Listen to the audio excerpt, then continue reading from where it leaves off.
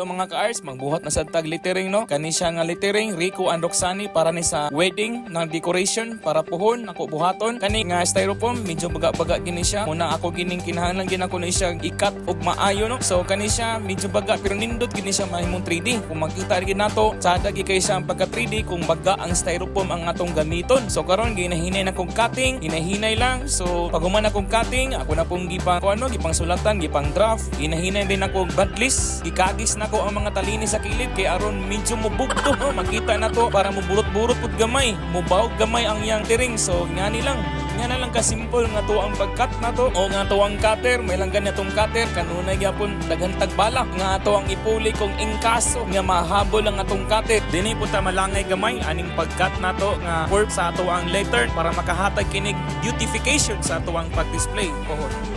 So muna ni tada.